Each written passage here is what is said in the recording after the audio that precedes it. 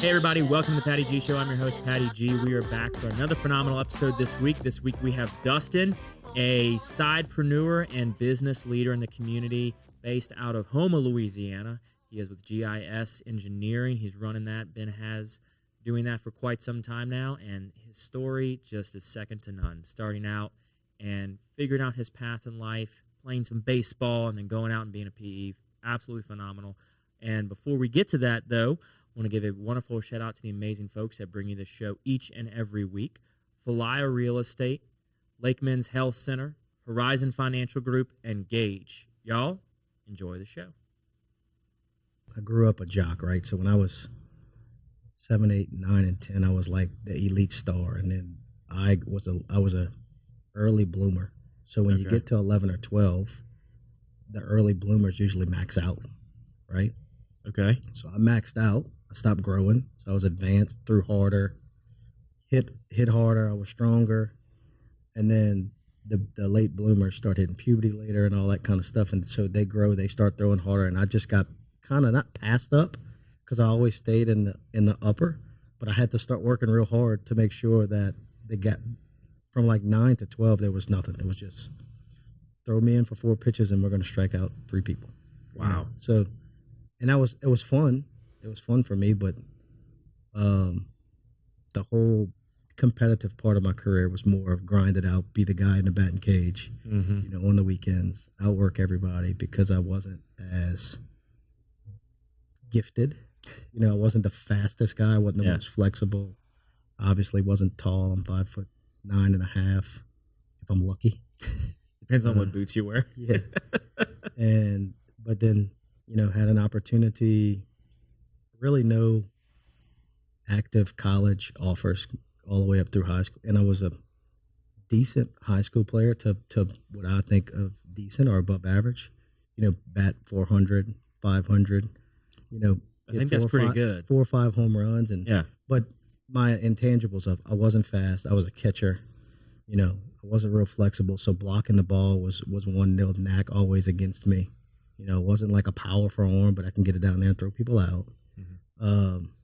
But I got an opportunity to walk on at Nichols, and then goes the walk-on story with Brandon and I becoming friends. It's very nostalgic of the two past and I think it drives to where he always says that mentality. You know, you got to outwork the folks because maybe you're not as gifted as others, right? But I think work is a gift in itself. That work ethic is a gift in itself. Oh yeah, and that is something you can't coach into. You don't coach it. You don't learn it. It's. I always say, leaders are born, right? You can learn and polish your skills, but just that will to want to lead, to be out front, to take risk, and you know, not really worry that you may fall down flat on your face is something that's just inherent. In most people. And I think it goes also to kind of like a household type of deal where what was the household like? What was the upbringing like? You know, for me, I grew up in an entrepreneurial household. My dad was a third generation master plumber and an engineer as well. So he's a PE and a master plumber. And we had a third generation family plumbing company. And every weekend we were busy doing something. Whether it was fishing, hunting, or working in the backyard. My dad never really let us be idle-minded. Right. You know, we never sat around playing video games or twiddling our thumbs trying to figure out. There was never bored. I never knew what the word bored was growing up. So it sounds kind of like a similar setup. But I think to that point of what you're making is that mentality like can be pulled out of you at a young age and just carries you all the way through. And the other part of it is so my mom's side of the family, the Chabers, were into politics. So in the 70s, my grandpa was in the state legislature. He was a senator through, you know, the 70s and then the 80s. I think he died in 91, where he was president pro temp of the Senate, which is second to the president. And he was a man, and look, I was young, 10, 11, but now I can resonate and kind of context the two things together. He was a man that demanded presence, very respected by his peers. Short man, which I didn't know back then. I thought he was a giant, right? He's probably 5'7" at best, you know, and he had cancer in his cancer days. He had put on some weight, kind of ballooned a little bit, but in his active days, he was a coach and was a Gold Glove boxer. But he was a guy who, even from us as a family, like Sundays at his house, you had no choice. You went to his house, and for us to go back up the bayou to Berg from Chauvin was, you had to do it before the streetlights came on, and so it was non-negotiable, and if you didn't get on the road before the night, then you stayed there. And look, he had 5 kids, and every one of his kids had a minimum of 4 kids, and we had 6. Like one of them had 5, so there was a bunch of grandkids and kids there. But it was every week, and and I think a lot of that, you pick that up as a young person, and it feeds you depending on where you are. And mine, I was gifted with sports and athleticism. And then you just feel that success, and it fuels you and feeds you. And then you're challenged through the middle part of your life to say, other people started catching up. Now, how am I going to react to this? Am I going to work hard? I'm just going to say, well, shit, if I'm not gifted, I'm not going to do this. Yeah. And it drove me to work harder. And then going to Nichols as a walk-on, being a bullpen catcher, right, is what my friends joke. So what, I'm not a baseball player. So what a bullpen catcher is the guy that walks on, and he's a catcher, right? So he's like 4th or 5th on the depth chart. And when the pitchers are throwing, he's down there catching them. So whether he works out with the team or he does whatever, I mean, look, there were times in my 4 years of playing that we had a bullpen catcher that was on the team, but that's all he did. He was on the team to catch. I mean, he worked out with the team, rarely took BP. He wasn't really coached. But there's a role. It's like an equipment manager, right? So it's somebody, because there's so many pitchers that have to throw. Somebody's got to catch them. It's not easy on your knees. So the actual ones that are playing and trying, they want to catch because there's a feel, there's a jive between the pitcher and the catcher. But so that's what they face. Now I was a red shirt, which obviously a red shirt's going to catch more bullpens. But when I went there, I went with the ambition of playing, and 2, they had the ambition that eventually I could play. Now, it just wasn't in the top 13 scholarships or whatever they had given out, but they gave me an opportunity, and I kind of could hit a little bit. So they found a way to work me in, and I probably caught 10 or 11 games in my career. My sophomore and junior year, where I played the most, was as a DH and a first baseman. That's where I ended up. Okay. But catching got me there. But catching got you. And it's the easy one to get there, because quite frankly, you can get there if you're just willing to give up your time and just go catch. Yeah. Right? And I wasn't willing to do that, but in the baseball realm, every catcher I know LSU has a scout quarterback that's probably 4th, and they will never play. They won't even put him in the game. They'll play a receiver before they'll play that quarterback. That's what a bullpen catcher is. And I know LSU's baseball, most college teams have them. Yeah. Because if somebody just wants to be a part of that fraternity. It's a grind. It is a fraternity in itself, just not, you don't pay fees. And you get to play a fun sport. You get to play just about every single day, right. And you get to go. Your whole schedule's booked out for you. It's more of a job based fraternity. But you do a lot of the same things fraternities do. You have the parties, you have the girls, and all that fun jazz. But it was a incubator for, I think, the success that I've been able to achieve with that kind of will to work hard and be aggressive, right? One thing I wish I had more that I think I have now that I didn't have then was the know you belong in the room. So knowing I belonged on that field, being a walk-on, sometimes there's that just unsettled. And, in baseball, you can get in your own head. And my whole demise in baseball is when they had got a scouting report on me and started throwing curveballs. And I could date back now. All I had to do was go in the batter's box and look for curveballs, and it'd have been easy to hit.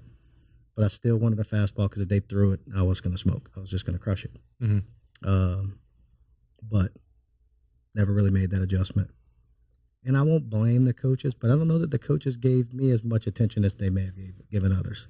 But I'll take the onus on me because at the end of the day, you control what you can control. Well, and that's part of being that walk-on, right? Part of being that walk-on is you're not necessarily – you were looked over to a degree, and then when you're on the team, they're kind of expecting you to really put in a whole lot more effort and prove them wrong. You You're coming in behind the ball. You actually got to do better than head over heels better than the guy they're paying to go to school.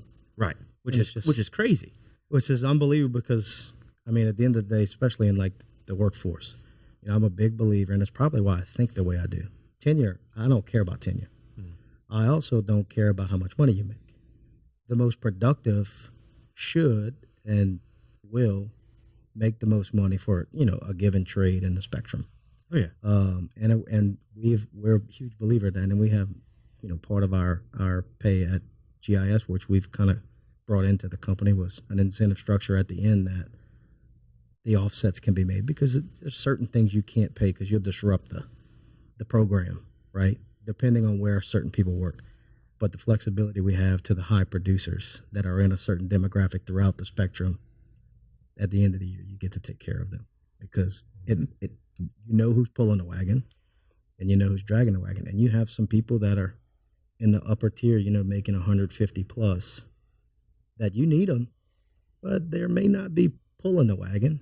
They may not be dragging it backwards, but they're holding their weight and their worth, right? Yeah.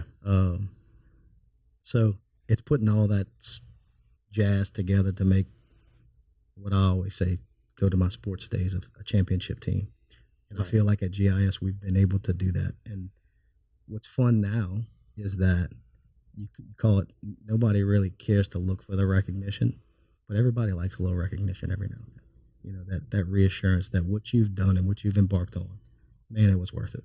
Well, and it doesn't even have to be like public recognition either. They just want somebody to tell them, I see you.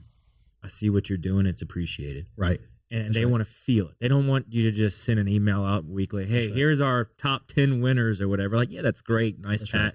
You know, good camaraderie. But they really want those folks that they're working with, that they see as above them, or they see as, you know, their superior or whatever it may be in the rankings, to come and say, look, I've noticed what you've been doing the last whatever, and you're crushing it. Thank you. Keep it up. You know, and at the end of the year, we're going to take care of you, or however the structure's set up. You're going to get taken care of, and I just want you to know that we see what you're doing. And it's the small things, like those thank yous. Mm-hmm. I take for granted because I'm just thinking that I'm one of the guys, right? You don't realize their mindset is that you're a guy who's integral to the organization. You're helping lead the vision, taking us to the levels that a lot of them know the story of where we've started and kind of where we're at.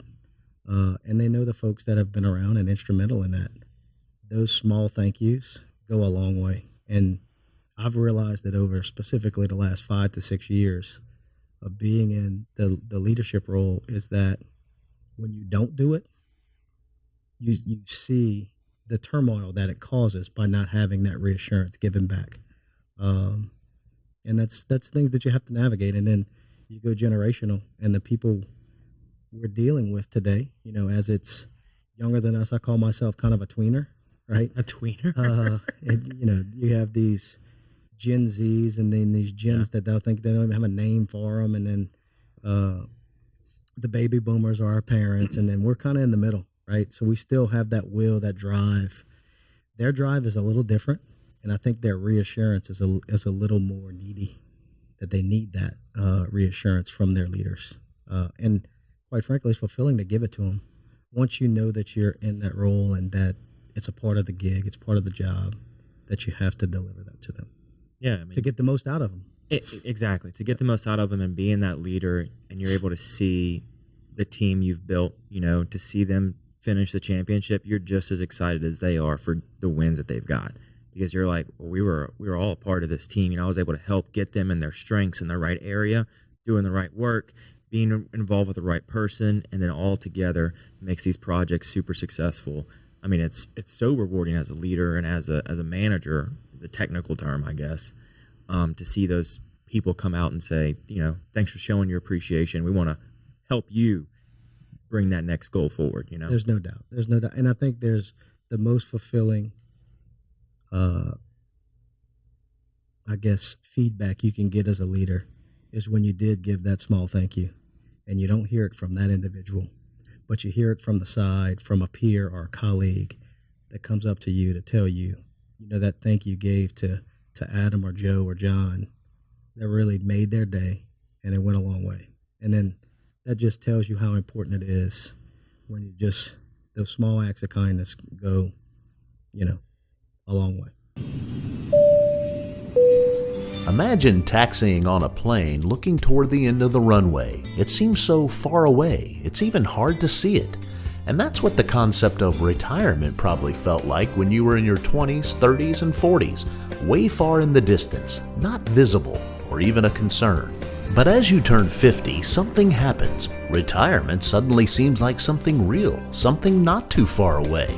In your 50s, you are rolling down the runway. Retirement is getting closer and closer, faster and faster, weeks and months zipping by. But are you even ready for a successful takeoff to retirement? Fear not, there's still runway left. But the time is now. Time to make progress and time to get a plan.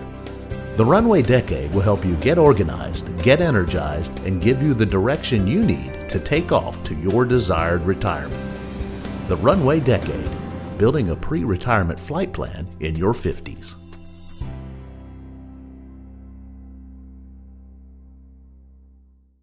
So how did you get to GIS? How did we work your way up here? So you're playing baseball at Nichols. Playing baseball at Nichols. So I leave high school. I walk on at Nichols, get an opportunity, play 4 years. So I was a redshirt. I redshirted my first year. So if you're doing the math, redshirt plus 4 years, you still have 1 year, right? And so going into that last summer, at the end of that year, I told you about the curveball. Mm-hmm.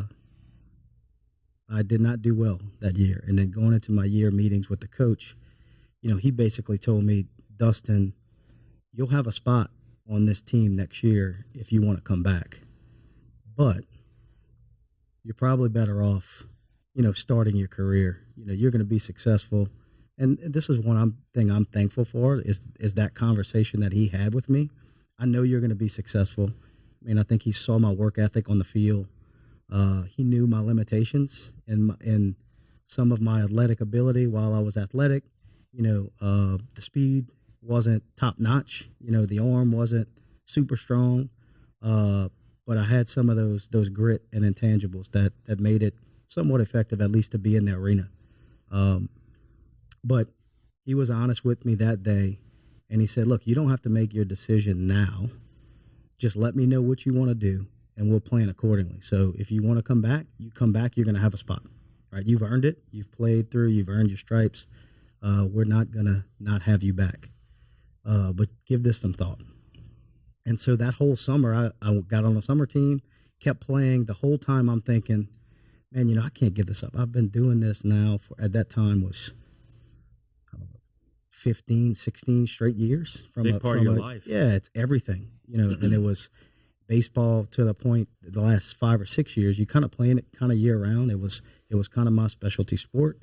Even though I don't agree with that today for kids, but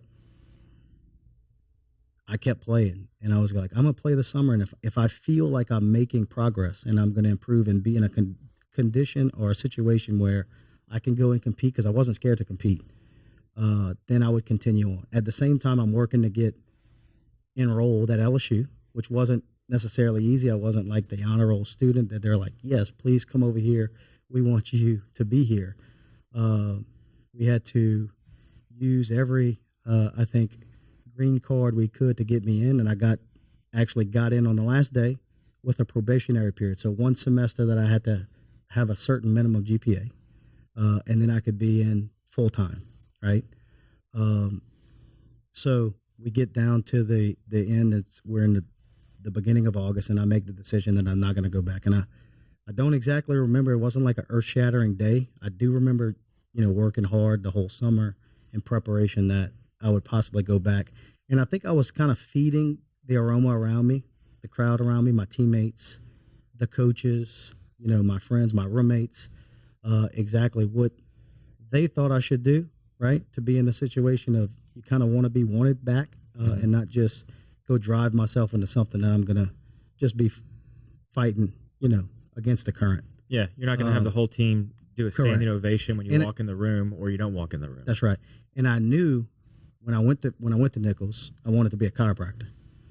By the time I got to the second organic chemistry, I realized that if I was going to play baseball, I needed to either get really serious with my school or we needed to change my major so I could stay eligible. And so I changed my major to general studies. So I knew I wasn't going to be a coach, even though that would be my dream job.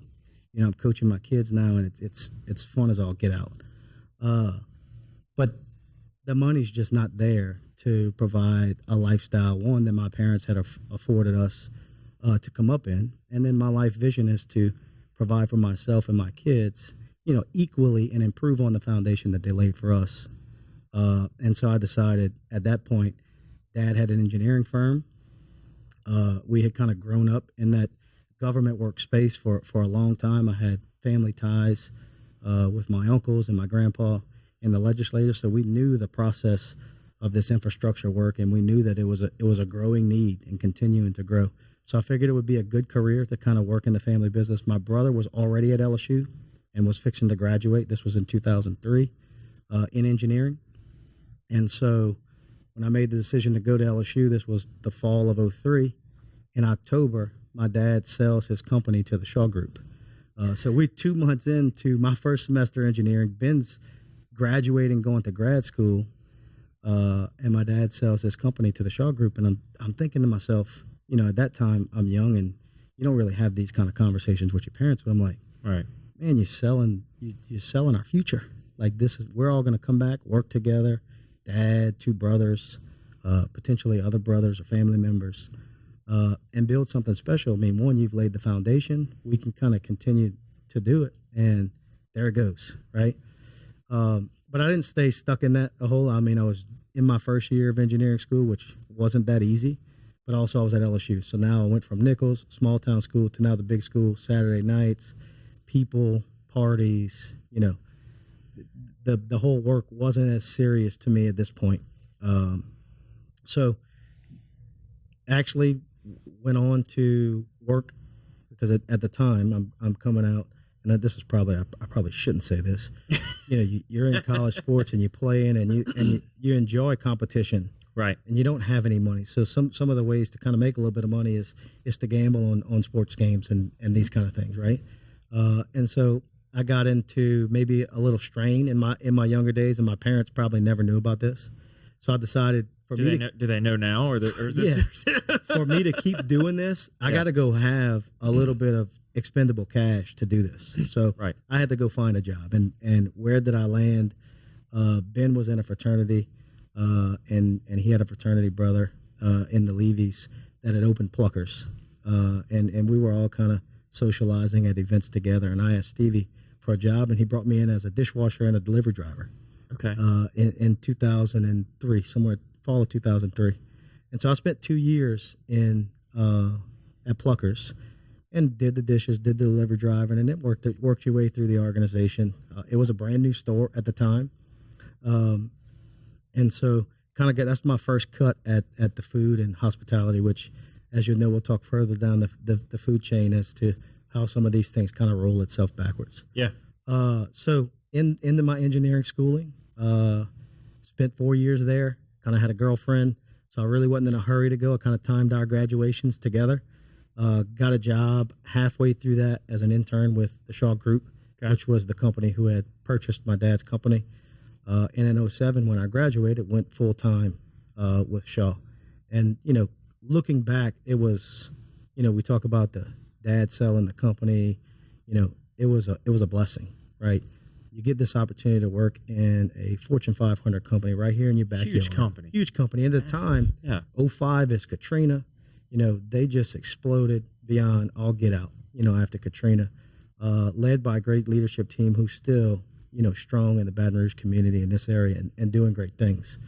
And so we got our experience there as young engineers, and it was fun. I mean, we did what, you know, the foundation of the business that Dad had started in the early 80s in small state and local government, you know, drainage and infrastructure, flood control has now become a big thing.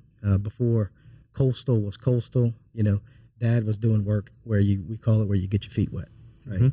Mm-hmm. And so spent the better part of the next 5 or 6 years with the Shaw Group. In 2008, after Katrina, the Corps of Engineers let out the big surge barrier project, which Shaw was the prime contractor on design build project.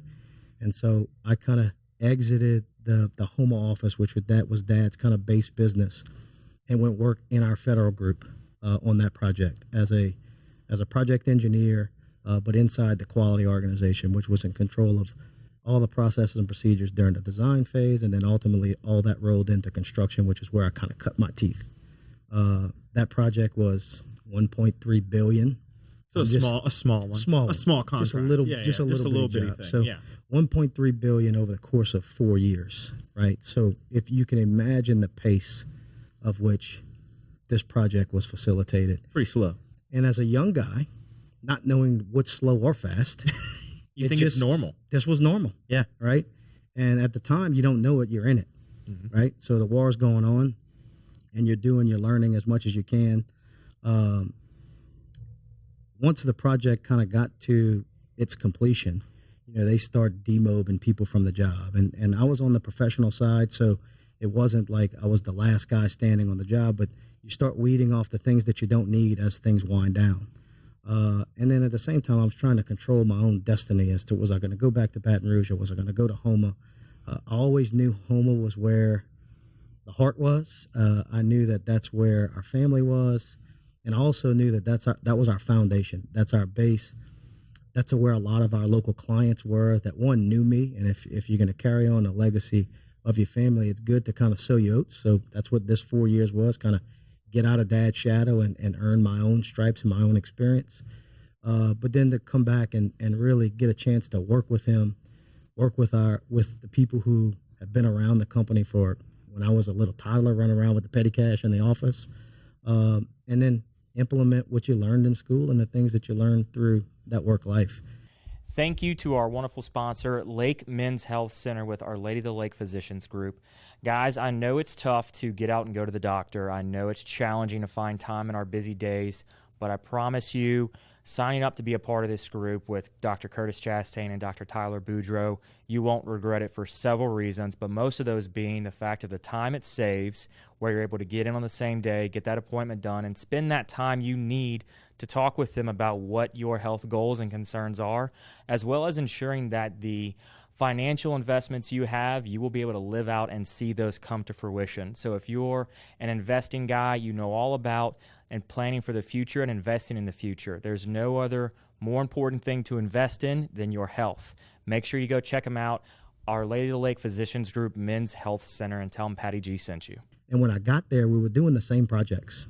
It just wasn't $1.3 billion in 4 years. It was $1.3 billion over maybe 2 decades, right? So you can imagine the change of pace, right?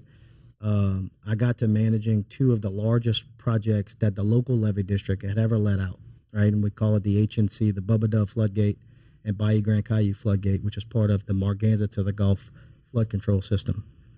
2 of the largest projects this entity has ever let out. One was $50 million, one was $35 million. And I was managing both of them. They're a mile apart on the water. So they're basically the same project. Right. And so, but the pace at which I was used to working versus the pace at which these 2 projects were going, I felt like we were going backwards. And I relate that to the speed of sports, right? The folks that the game is real slow to are the ones that usually perform the best because they don't get surprised. They see it coming. And at the end of the day, I think that played a big part of where I am today, is that initial sprint, right out of college, put on a massive once-in-a-lifetime project, and then ultimately was given the opportunity to be kind of in the middle of a quality control organization that's involved in the entire project. So I got to see kind of everything, what you do during design and how that relates and translates to construction.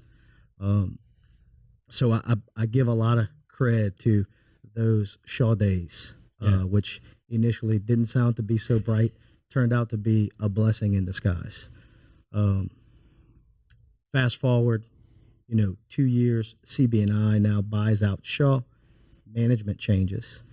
And not that it was terrible, it was just different, and different to everyone. I'm a young guy coming up.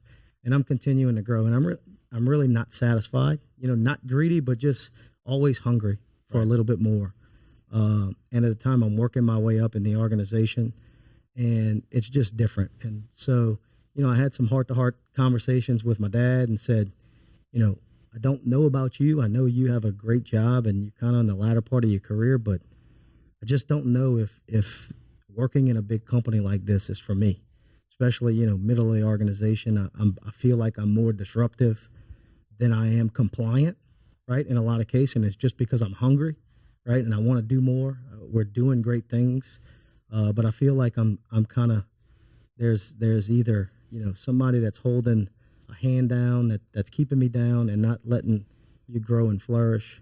And so it took me a couple years. It was about a year and a half to convince him. Then I had a friend in Mark Prejean, who was at the time, he's since passed away about 4 or 5 years ago, but he was the CEO of Grand Isle Shipyard. And, we were friends from the past through a relative.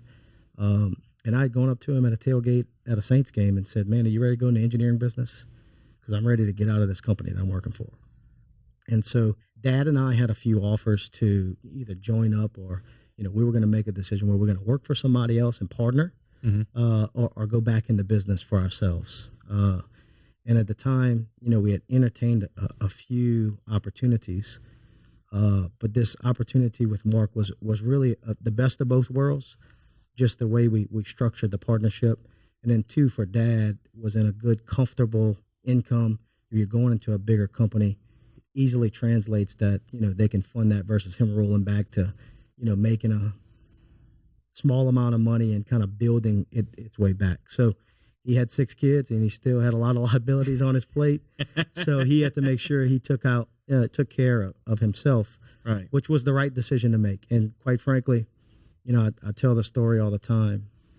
We started with 3. It was Dad, myself, and Ann Abear, our administrative assistant. And, now we're close to 300 employees, wow, in just 8 short years. It's amazing. We did it kind of twofold. It wasn't all just us in the government side. The government side's probably about 140 employees. And then we got about 120 on our industrial group, which was kind of the same thing. In November of 2015, we came on board, and in January, we had a few guys from another company, Bruce Thomas and his crew, came in, and we kind of grew together simultaneously. And 3 years ago, pull all of it together, under one leadership team, and we've been able to even grow it even further over the last couple of years. So it's been a fun ride. That's phenomenal, man. It's been a fun ride. So you were part of that founding 3 of GIS the engineering side of things. So what was that? I mean, I know you came from this massive pace of an initial project, slowed down, and then going into that, did you take that same first project energy of like, we've got to go quick, fast, and do everything we can, or was it a hybrid of the two? So if anybody who's out there knows the Corps of Engineers, they get the bad rap of being document, over document. Things are so expensive because you have to document, right? When actual, some of that is true, but their processes and how they have set up managing their projects, I think is the right process. And so what I was able to do coming fresh off of that project was take those processes, specifically in the quality control and construction management portion of the business, and bring that back home to these projects and implement it, right? Not that we didn't have those processes in place, but it was fresh. It was fresh in my mind. It was fresh to educate. And quite frankly, even today, letting the folks know why we do things, right? They may not see it today. Like, I'm out here on a job. You're asking me to inspect this contractor to make sure he's doing what's on these drawings. Why is that important? Well, you never know if it's tomorrow something goes wrong, or a decade from now it goes wrong, that the documentation is what's going to either set the entity free, right? Right. Or cause it a significant liability. And, over the course of my career, we've had instances, and thankfully not many, where we've been called to that altar, if you will. And the documentation that we provide on behalf of the owner is actually what has afforded them the opportunity to reduce some of that liability. And, we as an engineering firm, we look at fair is fair, right is right. And when you're right, you can't be wrong. Right. But at the end of the day, you have to be fair. These contractors that are out there are very good at what they do. They always pit each other. Contractor says engineer doesn't know what he's doing, can't build anything. Engineer says contractor, I drew it, you need to build it. But I think we find ourselves kind of in the middle and that balance of what is fair, right? They're out there spending a lot of money and a lot of investment to build massive projects in a lot of cases, which is a tremendous liability. But at the end of the day, they signed up for this. They knew what they were signing up for. They put in a bid, won the job. Now they need to execute. So working with those guys on behalf of the owner is a fun job as long as you can stay true to what's fair, right? And we've had instances where I think contractors come back even when it's in the heart of battle. They don't necessarily like you when you're on the playing field, but when the project is over and all things are done, they can walk out and shake your hand and say, thank you, you did a great job. You kept us where we needed to be. You did your role, we did our role, and the project is built, and now it's protecting the citizens that it's intended to protect. Well, and then on the documentation side, to your point, some of this stuff doesn't ever rear its head for decades. There's if never ever. If ever. But knowing what was there, and my dad's in the industrial space now, and so they've oftentimes run across stuff where it's like, that wasn't on the drawing. It's like, well, we're trying to do this project, and it's like, well, that wasn't on the drawing. How did we get here? It's like, wait, that's on the paper drawings from the 30s. Let's go find that in the old filing cabinet, And so being able to see what was done at the time that it was created is so helpful later down the road for whether it's they're adding something on or, there becomes a tragedy. Well, how did we get here? Right. And hopefully you never comes to that point, but still having all that documentation kept up, everybody can clearly see, okay, here's what was done. We're good.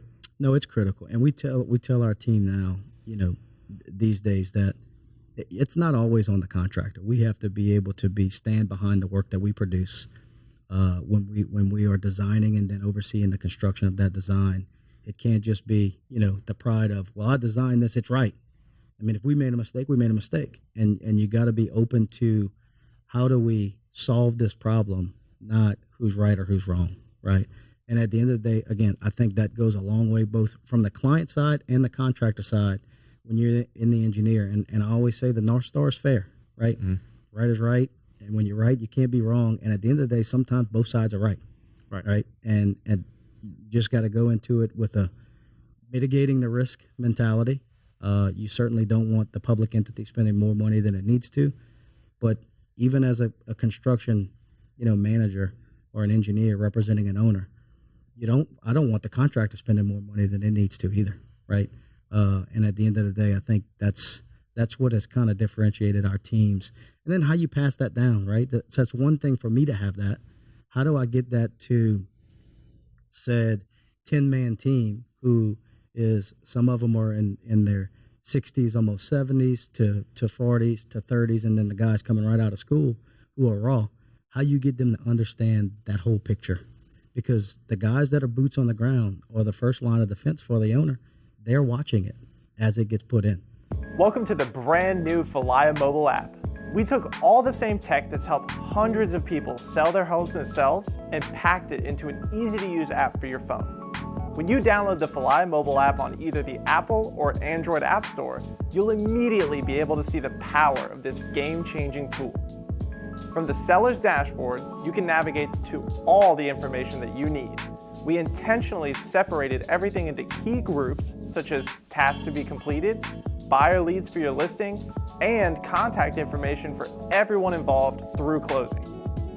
When you get an offer on your property, you can simply review and respond all within the app. No matter where you are in the world, you'll be able to monitor everything that's going on with your property from listed to sold. It's truly the power of Falia in the palm of your hand. Download the app and see for yourself. Falia, it's real estate reimagined. And so that's been a fun journey, for me. And then ultimately now being on the business side, recruiting talent, I make the cliche of I'm attracted to talent. It's not like when you were in college. I'm attracted to girls. I want to have a good-looking girlfriend, hopefully a good-looking wife and family. But I'm attracted to talent. And, it doesn't matter where I'm at or what you're doing.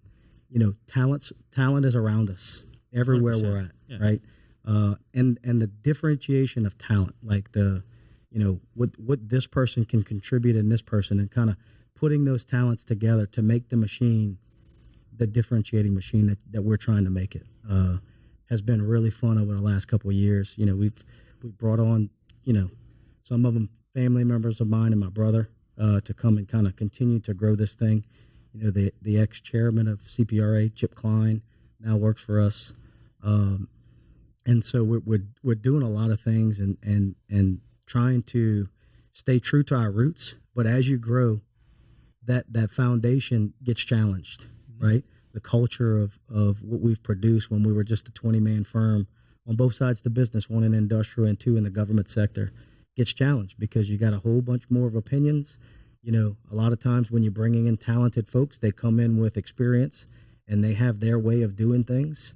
And sometimes that's clashes, right? So clearly communicating what the vision is and who we are and what we want to be has been a fun journey, a challenging journey, and then reinventing yourself year over year because the world around us is changing, and if you're not reinventing yourself, you're kind of moving backwards. And so it's been fun, and I kind of take pride in the coaching of our professional teams, both understanding the business, what makes the business run, but also understanding the profession of engineering and how true we have to be to the X's and O's, because hell, you can mess up a line on the drawing and a bridge can come crashing down, so we can't take our job lightly, and miss a dot on the I or a cross on the T, because it can be that catastrophic.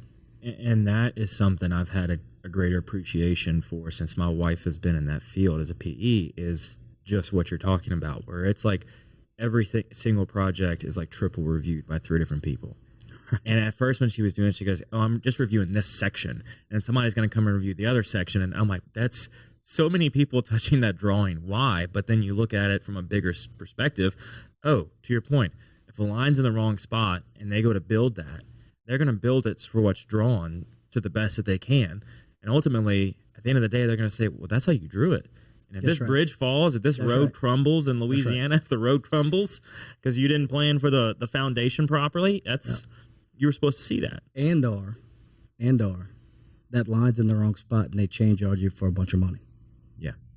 So, and usually it goes that way, because I tell you what, the contractors that we have out there, there aren't many, if any, that I've been around that aren't out there to do the right thing. Mm-hmm. And where they see things, they bring their knowledge. Right? I think one of the jokes on engineers is that, a contractor can build anything, but it takes an engineer to kind of value that what needs to be built back. Otherwise, it's going to be an astronomical cost. Right. All right. And so I think it's that balance of what's fair between the two. But I could tell you the contractors we have in South Louisiana are second to none around the country, and their wherewithal and their grit to build and do the right thing. Yeah. So one question I'm always curious of is how people balance their day-to-days, right? So you've got the phenomenal GIS engineering side of things, but then you've also got this whole Side-preneur to you that we haven't even touched on yet. So I want to go down that path as well and then talk about balance, because there's rarely any, let's be honest. Yeah. But it's how do you work through that, right? So you've got a few things outside of GIS engineering that you're invested in as your entrepreneur spirit and just your strong work ethic is lended to. Yeah. What are some of those? So a couple things. So I told you about some of my bad habits when I was in college and gambling, right? Right. So the faster I can make money, the faster I can put it into something that would be liquidated easily, the better off I'm going to be down the road, right? If it stays in my checking account, mm-hmm. it will quickly erode out of my checking account. And I can say it's still true today, right? Because, I have wants, I have needs. You have things that you want to do. And those pockets just burn too easily, man. It's bad. Yeah, that's right. It's bad news. And look, I could tell you since I've had kids, my oldest is 7. I have a 7-year-old, 6-year-old. Yeah, there's no longer pockets. It's just a straight hole that goes to their hands. And a 4-year-old who's fixing to be 5 in August. And I tell you, when you have kids and you know that somebody else is counting on you, your perspective changes. 100%. And so my perspective has changed, but I still have some of the bad habits that I have. It's not gambling, but on the things that I like to spend on, whether it's them, whether it's my wife, or it's myself, right? So every little bit of cash that I make through work and other things, I like to stash it away. And I started in 2015 with a house that I bought as my first house. When I went to New Orleans to work on the IH&C, that design build project, I had just bought the house 3 months. I hadn't been living there 3 months, and then I was shipped to New Orleans. So I started renting that house. And so while I was there working for Shaw on this project, I was renting my house. And so now I was a landlord. And then when I came back, I got the guys to move out. I moved back into the house. The lady across the street, one day, I'm like in there probably, I don't know, maybe a month and a half. And she's like, I didn't even know you lived here. You're always at work and nobody's ever here. And, people used to be here. I have some people that are looking for a rent house, and would you be interested in renting your house? I'm like, well, I mean, I live here, right? But my dad lives in Baton Rouge. He's still working for Shaw at the time. My dad lives in Baton Rouge mostly during the week, and my mom's by herself. If they pay me enough money, I'll move back with my mom and rent the house to them. So I did that. It turned out where she had a family of three. It was a wife and a husband and a small child, stay-at-home mom. And so I rented my house again while I was there in Houma. So I went back to live with my mom. You can imagine we stashing cash. Right. But it kind of played into the story of how I got to talk to my dad about exiting, and going into the GIS venture. So all these things happen for a reason, in my opinion, Of course. And so 2015 comes around. That was in 2008. 2015 comes around, I buy my next rent house. This time I got partners to come in. So this wasn't intended to be a rent house. This wasn't moved and somebody said, I want to rent it out from you. Yeah, this was going in to be a rent house. Okay. Right? So we brought partners because now you're going to go into the rental business. We didn't just want to buy one. We wanted to buy a few, but the first one came available. We bought, and I think we put money up, which it was the house was like $150,000 rent house in downtown Houma. We put up to 20%. I think we put up 20% for the second one, and then we did not put up cash again. We just tenants kept paying it down, and we just added a house a year. Where now I have about 19 rent houses. Wow. Half of them we've bought out one of the partners in the residential, and then I bought some. My other partner didn't want to keep going, so he didn't keep going, and I kept going. So I have I think 7 on my own, and then we have the other 12 are together with me and a partner. So your strategy was pay down the house as much as you could. So you weren't taking any money during those years. You were taking the rent and putting it straight to the note, so then you could refi at the end of the year. Once you had that loan to value, buy another house, and then you keep cross collateralizing. And at the time, interest rates were phenomenal. Today, that scheme gets a little more difficult, right? Because a little trickier. The notes get a little higher, and insurance costs, which we're feeling now, right? So it puts a strain, but those same strains are also conducive to good rental markets as well. And then dial it back at about the same time. When I was living in New Orleans on IH&C, Brandon Landry with Walk-Ons was a friend of mine. They were opening the Poydras store, and he and I, had gotten to be pretty close over the years. And when they opened Poydras, he had gotten an apartment there in New Orleans to kind of work through the construction and do all the things, as well as have a little fun in the city. Mm-hmm. I think we were both single at the time, and we enjoyed ourselves. And then, one of the nights we were out, and they were now on their 3rd or 4th store. I asked him if they had a vision of going to Houma. And they had just opened Lafayette, and Lafayette was their best performing store. And I was telling him how, I thought Houma and Lafayette had a lot of similarities in demographic. It's a little bit smaller market, but and he mentioned that it's on their radar. And I said, well, look, if y'all ever come to Houma, I'll do whatever y'all want. If y'all want to own the property and all that, we'll find the best spot. We live there, so I'll help you navigate that process. But if you're going to rent it, let me rent it. And so we cut that deal. And so you're trying to sign up for commercial in Sylvain at the bar. And I'll tell you, I go back and I've told him this a couple times now. He stayed true to his word, and we made a deal. And those same partners that we bought that first rent house together are also partners in the walk-ons in Houma. So we call it the Moss Real Estate Partners, and it's been a fun journey. And then the latter part, right? Now we're in walk-ons with a landlord. So Brandon frequents Houma every now and then, not as much as he used to in the early days. Now that it's moon rocketed across the country, just he doesn't have time in his schedule. But it was sometime in I think it was about 3 years ago, and then they had opened the Smalls concept, and he was just at a visit at the store in Houma, and we were sitting down having lunch, and Josh, son, and my partner, we're sitting there talking to him, and we're like, man, this burger thing it's kind of crazy, huh? And he was explaining it, and we said, do you ever plan to franchise it? And he's like, this is something that we're going to franchise. He at the time he didn't know when. Right. And he said, all right, well, it's kind of like the same when we were sitting at the bar when I said about real estate. I said, all right, if you franchise it, I want to be your first franchisee, right? So Josh and I, we want to be your first franchisee. So we sat there, and to make just of their story, we pulled the walk-ons napkin up, and we signed a contract right there at lunch. You will, if we franchise, you will have the first franchise. And he signed it. I put that in my back pocket, washed my pants. The napkin disappears. Oh, no. So it's like terrible. So we joke we joke now. And we're like, why don't we just like recreate the napkin? And because the story is real with several witnesses to corroborate. But see, we'll just cut that bit out, and it won't be out in the world.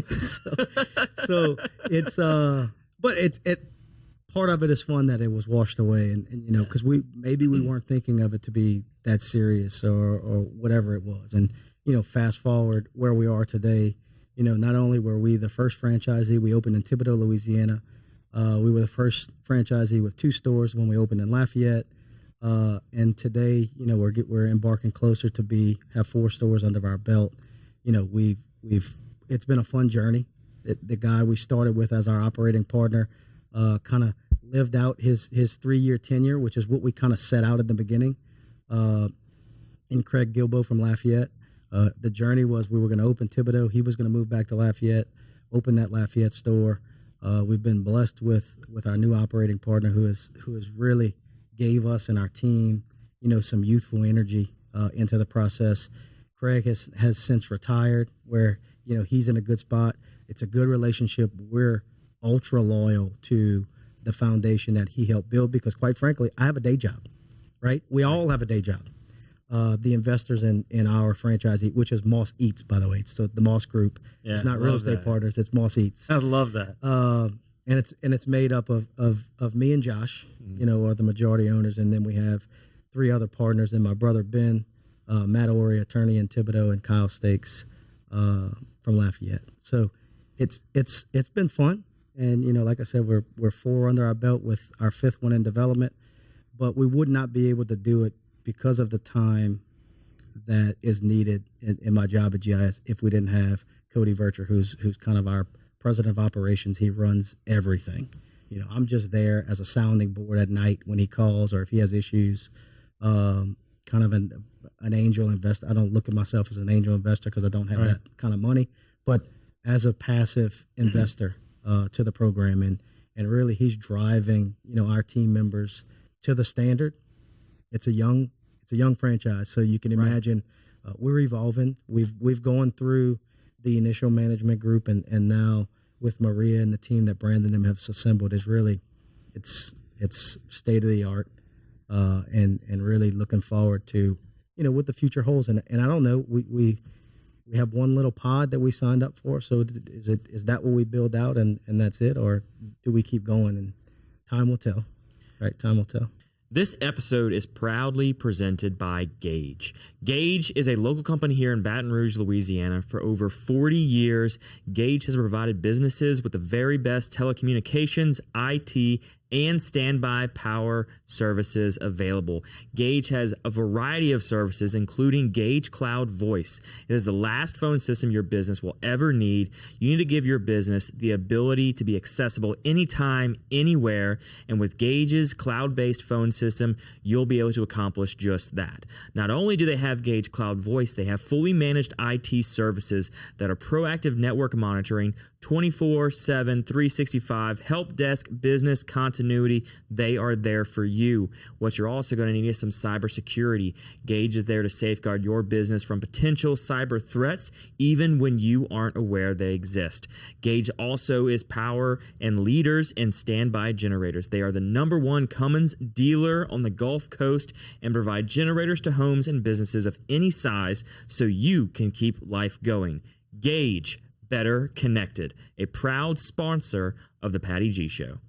Well, and I love that element of what you've got going on is that you have found entrepreneurship not just solo.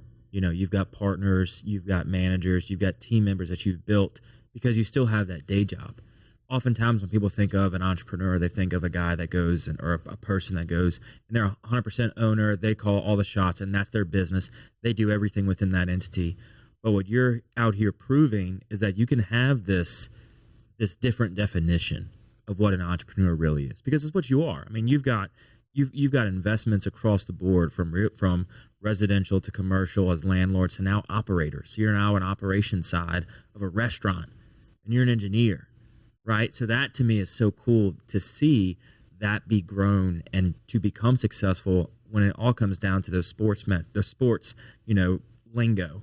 Build the team for the championship. Yeah. And so, like how important that is in business can't be said enough. And I told you earlier that I'm attracted to talent, right? Mm-hmm. And that team mentality of being a part of a group of people, right? That you enjoy, that you enjoy either being on the phone with, hanging out on the weekends with, coming to work every day with, that you're doing something special and it's above just you. Josh and I have come, the story with Josh and I is he was a quarterback at Nicholls State, Parkview Baptist standout here in Baton Rouge, went to Nicholls State as a freshman, started all 4 years, was a Hall of Famer, was their all-time leading rusher for 25 years.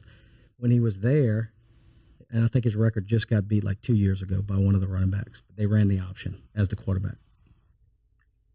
He started dating and married my cousin, who was my best friend. And so the story was I stole, her boyfriend to be my best friend from my best friend. And so they give me shit on that all the time these days about the whole the best friend swap. But he's been a blessing for me because as aggressive as I am and as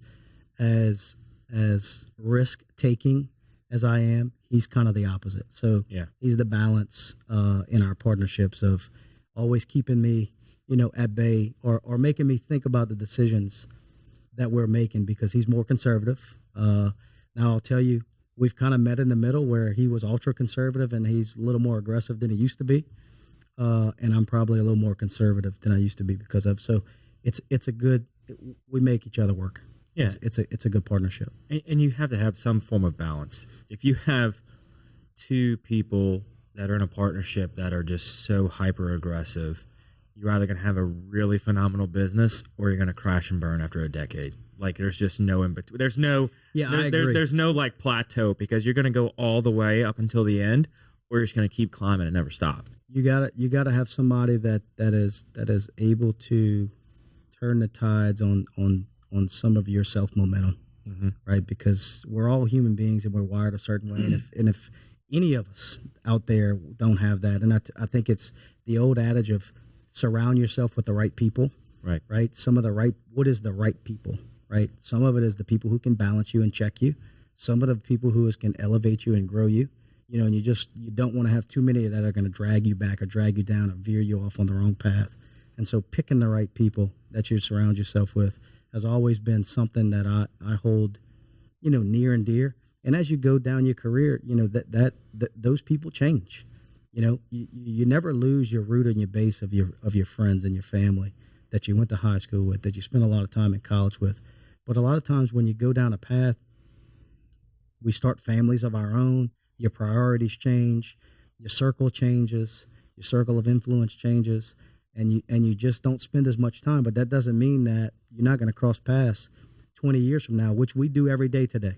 Cross paths with somebody from high school and you're like, my God, I haven't seen you in 20 years, but this is phenomenal, and then you get to share those stories that were so pivotal in probably both individuals' growth or life, right? Our high school years were our glory years. We would all go back, if we could, just for 6 months. So those are the good times. Yeah, I think I don't know what show or who said it, but it's like, I wish there was a way to know you were in the good times before you left them, Well, so this is funny, right? And I think you'll resonate with this, and probably most people do. We sit here as adults with probably kids of our own. Right. And we're telling them what we know they're going through. And they're looking at us like we're crazy. And then we roll ourselves back 30 years ago, and we were doing the same thing. Oh, yeah. And was there anything that our parents told us that wasn't spot on? Not much. Not that I can think of. Not many. Everything they told you every step of the way, if you'd have just knew that they were right and listened to them, I don't like to second guess, and I don't second guess much, but how much further along could you have been if you'd have just, did that? And then maybe you wouldn't have took some of the risk you did, where you learned a lot of life lessons. Right. Since you survived them. Yes. Since you survived them. And I'm one of those folks that sometimes I just have to learn that lesson myself. So my wife, my parents give me a hard time about it. They're like, you would do so much better if you just listened to when we would tell you to do something. I'm like, yeah, but there's a little bit of a shred of doubt in me, whether or not you're saying is 100% true, and I just have to prove it, right or wrong. Yeah, I gotta test this hypothesis. Right, I have to test it. I don't know what it is. I'm just in me. I've got to test this out to see if it's right, if you're correct, or what I'm thinking is correct. That's right. And it rarely does it go my way. Right. So I would tell you that and this is my brother Ben, who's now a partner with us at GIS and kind of helping lead in our government group, really doing phenomenal things. But when we were kids, he was that rambunctious test taker. So I got to live those lessons and not be in the harm's way. Got to watch him, right? And then watch what happens, what Dad did to him after he did those things. And I'm like, no, I'm not going to participate in that. So it was good. I really, really fortunate, humbled to be where we are today. No, it took a lot of hard work. It took a lot of people.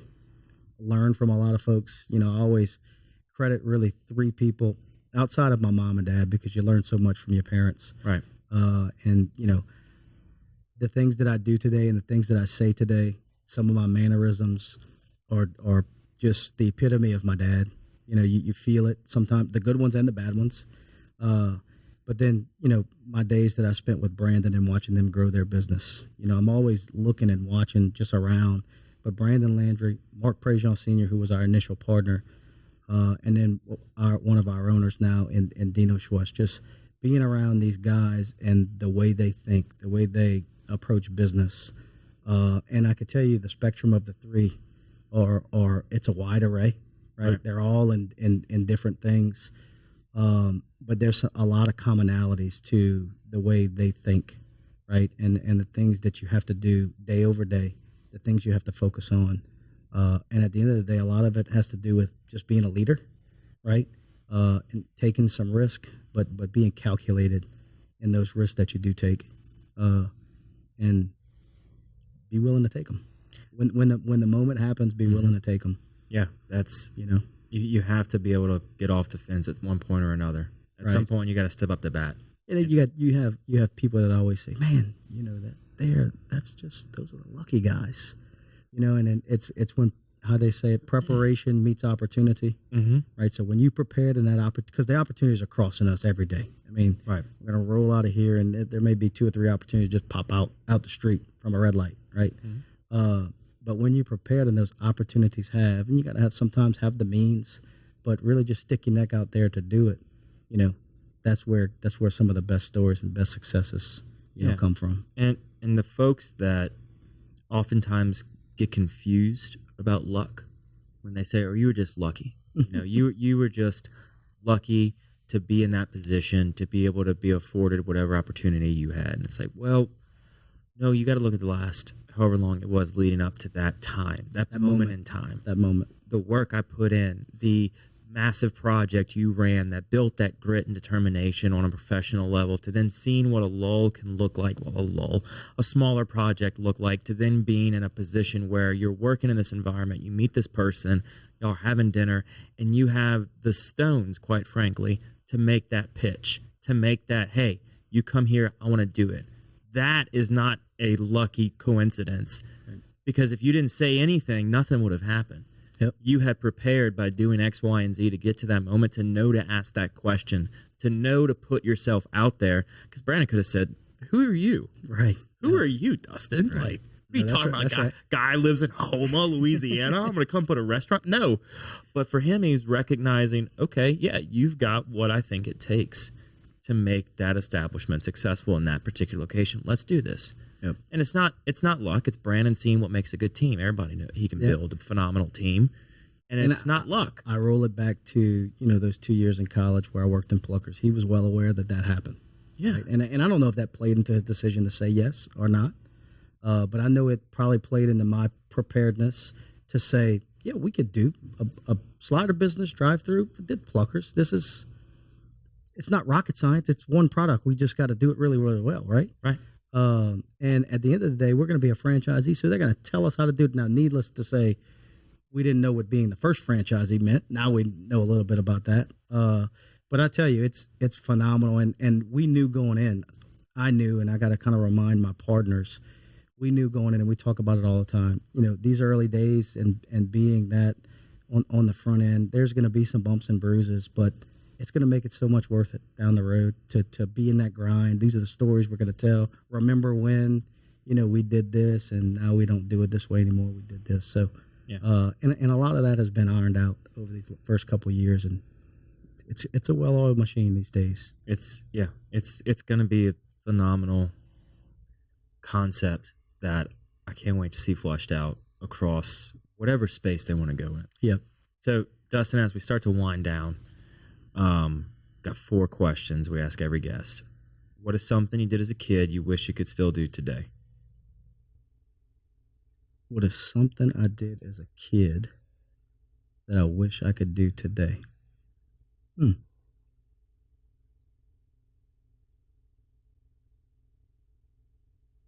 Well, I told you the story early on how when I was younger, at about 9 years old, I can enter a game and just mow down whoever I wanted because I was kind of an early bloomer. Mm-hmm. It would be good to tee it up, as a pitcher for Nickel State and Tiger Stadium and just be able to, in front of 7,000 and mow a batter down to hear at least the 600 that would travel from Thibodeau to kind of roar in the 9th inning, and that'd be the final out. But that would be the one thing that I wish I could do again. Yeah, or just hear that eruption from Death Valley of just discomfort. This is it. Yeah, this is it. Come on. This is it. Yeah. So you've had a phenomenal career. You're still going headstrong at this sidepreneur and day job life. What are 3 lessons you've learned throughout your journey? So the one lesson I've learned is all we have, time and energy is finite in who we are, right? And so it's how you spend that time and energy and balance that as to whether you're going to wear yourself down or you're going to have energy to wake up the next day and keep going, right?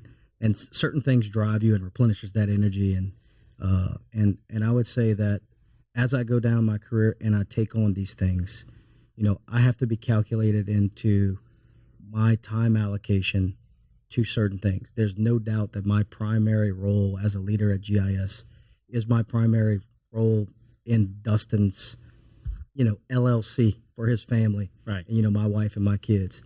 And I spend 60, 70 hours a week in that role. But there's only so much time and energy, right?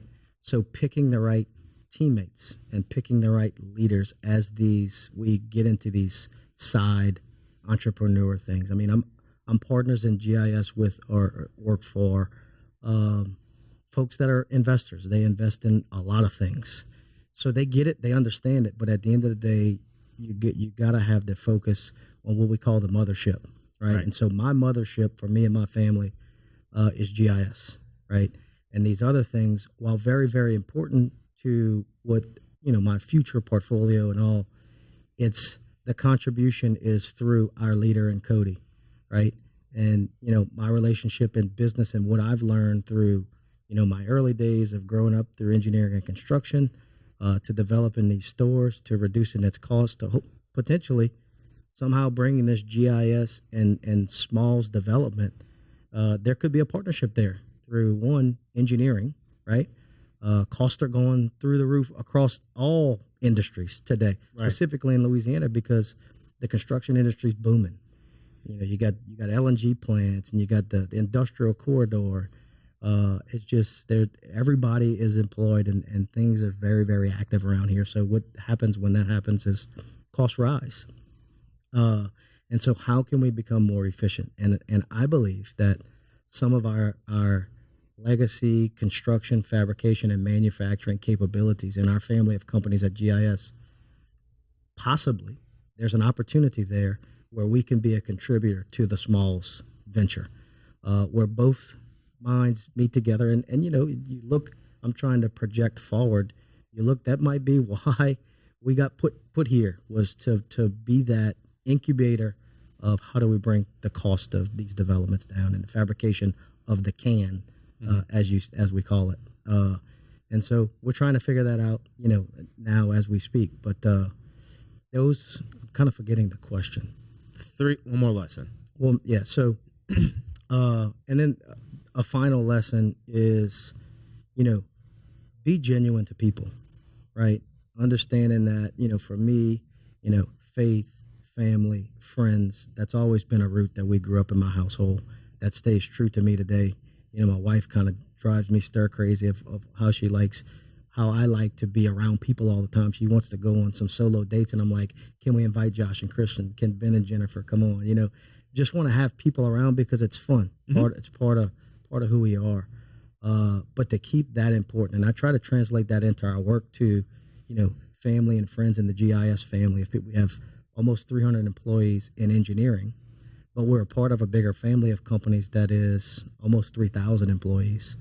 And so being genuine to those folks and giving of ourselves and our experiences in our library to the folks that cross our path throughout the company is really something that is so fulfilling in what we do. Yeah, absolutely phenomenal. So you've kind of born and raised in the Houma area, but you've lived all over Louisiana to a degree. So what is something you love about Louisiana? If I had to say what I love about Louisiana is how friendly the people are. We're just fun loving people. You get to drinking a little bit, things get a little chaotic, but at the end of the day, most of the time, outside of some of the crazy social things we see on TV, you come to Louisiana and it's good, wholesome fun, right? And people are nice. You'll walk down the sidewalk and you see somebody, even if they're wearing an opposing team shirt, whatnot, and what's up, man? You might give them a little jab or two, but you fist dap them on the way, just because it's good, loving, and fun. You don't get that everywhere. And I think family is Louisiana, right? So when I think of Louisiana, I think of family. I think of the culture where, mom and dad and growing a family is still at the root of who we are and very important to most Louisianians. Yeah, the family and like the unitness that we are, correct, is just it travels across the world. You could be in a different part of the world and see somebody. For Louisiana, it's easy if they're wearing purple and gold. It's quickly to point them out and strike up a conversation. But my in-laws were in Asia, and they were wearing an LSU shirt, and somebody walked up to them and they were talking and hit it off, because it's like Louisiana. We just have that unitness where we're all different, but we're all the same. That's right. So for the final question, Dustin, what can I do to help you?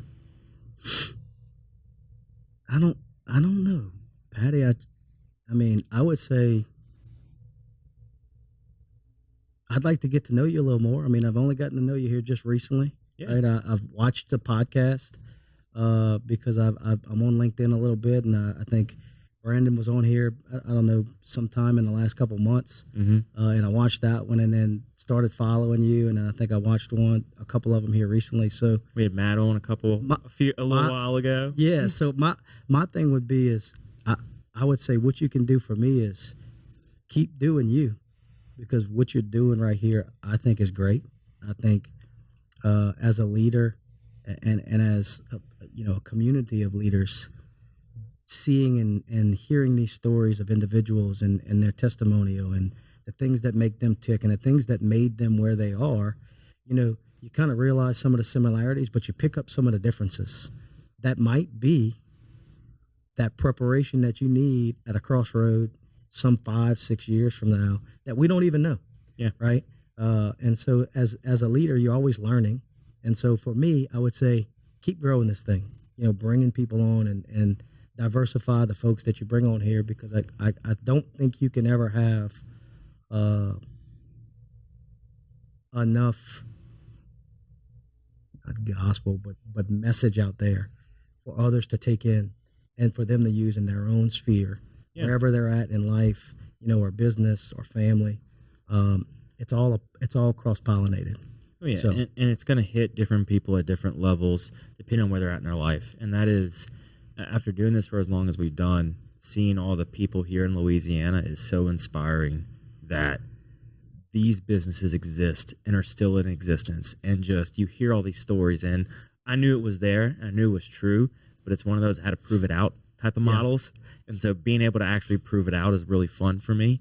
And having people on like you where you're able to see, you can have that. You can do both. You can figure it out by building such a great team, but both is a possibility. Yeah, there's no doubt. And it's funny you say about how these folks have done it for so long. I'm going to go back to our family of companies in the Schwess organization, Bollinger, GIS, and even one of GIS's competitors in Danos. I mean, all of them have hit their 75-year anniversary like in the last year. Yeah. They are the 4 big major companies, oil and gas, energy, whether one's were doing boats, one's doing shipbuilding. The other one is labor. 2 of them are labor service companies, but all collectively probably 25,000 employees. And when you think of Shaw, which was Fortune 500, and look, the only thing that separates them is Baia Lafourche and about 15 miles apart. It's amazing, and I would say for anyone who's out there in today's world, I think it's more of the will over skill, that I think that a lot of people are starting to focus on. I know it resonates with me because I didn't always think I was the most skillful, but I knew I had the will and the grit and the grind to get there. It may take me a little longer, but I'll work that extra time. Instead of working 40 hours, I work the 60, 70 hours a week to get there. And when you look at those companies, these companies were founded by folks that didn't have more than a high school education, if they had that. And they're the CEOs, and some of them are still the CEOs and running, multi-million, 100 million, some of them even billion-dollar companies. It's phenomenal. And I think while that was 75 years ago, it resonates today, and that will to be what you want to be, that anybody can do anything as long as you set your mind to it and keep working and know you're going to fail. Pick yourself back up and keep grinding. Yeah, being okay with failure and really looking at them as lessons learned and figuring out what not to do. Right. They're not failures, more like opportunities. Right. You as long as you just put the Band-Aid across the brush burn, and it will heal. That's it. Look, I've raising kids, you kind of learn that. You got to let them fall down so they know how to hold themselves up. No doubt. It's funny you say that. Last Friday, now 5 days ago, we just took the stitches off my 5-year-old girl's brow, and she's the third. She's the third one to get stitched. Wow. So they all do it, as you know. They all do it. They all get it, and it just happened recently for us. Look, my 2-year-old fell down a flight of stairs, but caught himself after the second stair. So he's learning, right? He's not making it to the bottom. That's right. We say that lucky, right? That's preparation. Yeah. He knew what it takes if you kept going. That's right. Right. So thank you for coming on, Dustin. Awesome, man. Appreciate your time. No, thanks for the time. I enjoyed. This is my first time in an atmosphere like this, but it's really enjoyable, and Glad to sit down with you. Absolutely, man. Happy to have you in the chair. So Great. Thank you for coming on, and thank you everybody else for listening or watching, whatever platform you're consuming it on. We'll see you on the next one.